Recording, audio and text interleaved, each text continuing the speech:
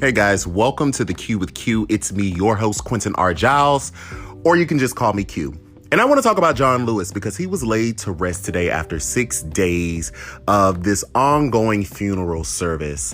And I think we really need to talk about his legacy and what we can do as we push forward. As we all know by now, or if you don't know, John Lewis coined the term good trouble.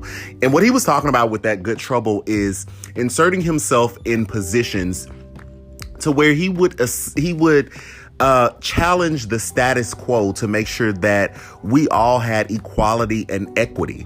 John Lewis was a civil rights icon. He worked with Dr. Martin Luther King. He's marched thousands of times. He's gone to jail, for protests for quote unquote, like civil disobedience and all that, like over 40 times. He's been in Congress for forever.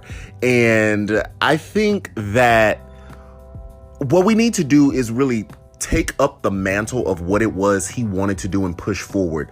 I'm not huge on idolizing people, but what I want to be clear on is the work and the mission that he was pushing forward is something that I think that we all should be pushing forward, because essentially that is the American dream. That is the American gold standard.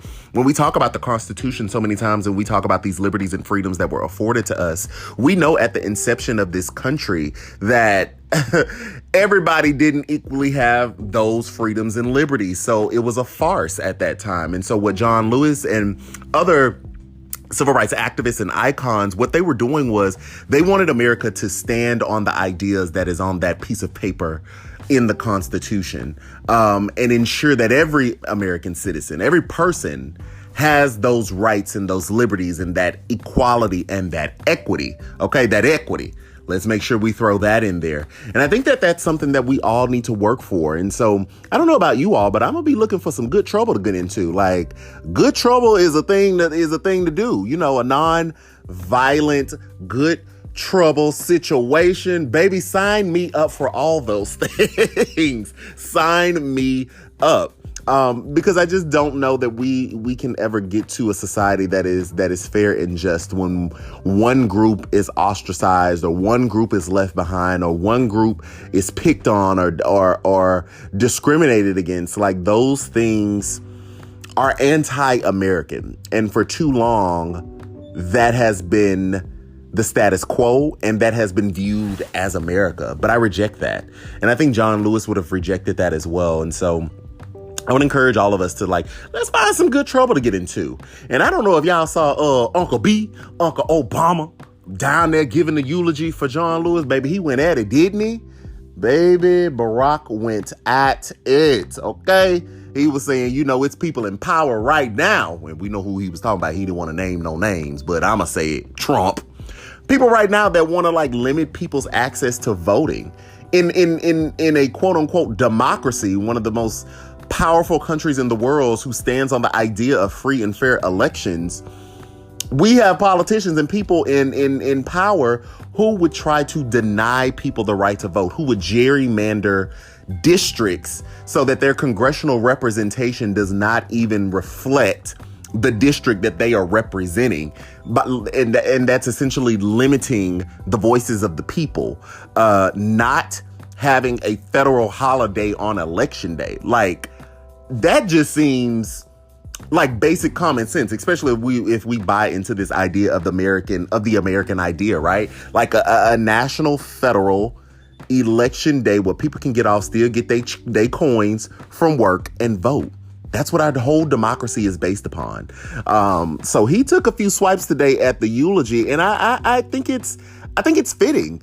I do. Sometimes I don't like politics being mixed in when we talk about funerals, but the way John Lewis lived his life, and then even the letter that he wrote prior to his death that he wanted, the news publication, I believe it was the New York Times, to publish once he passed, it was political. So I think that Obama's words were fitting for the moment. And I think that John Lewis would have been okay with that and would have been proud of that.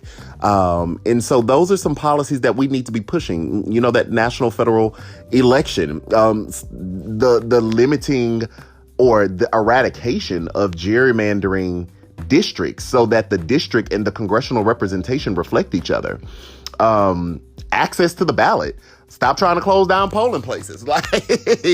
Like, some of the people in power, Trump and associates, will do literally everything to stymie the vote, to limit the vote. And again, that's just anti-American. So I think we all need to find us some good trouble to get into, stand up for the rights of others, push forward the work that John Lewis did since his early 20s, even almost being beaten to death. Now, I can't even say, like, real talk, I can't even say that I would go outside and be willingly almost beat to death, for civil liberties. I would like to think that I would be that boss and be that courageous to go out there and do that, to risk my life for it. But realistically, I don't know if I could do that, and so that was boss moves. And he was in his early 20s.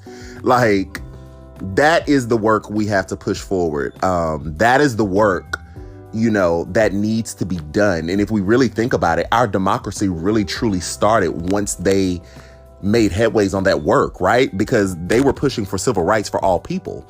And so if you don't have civil rights, then the Constitution and those rights that we have endowed the people and the citizenship has been gone unfulfilled for decades. It is only until the Civil Rights Act comes into place when people have, by law at least, people have the rights to this liberty and to this equality and equity, that we then as a country start to stand on the pillars of the Constitution. That's just how I see it. So in a way, like, our democracy is very, very young, very young. Like, just a couple decades ago young.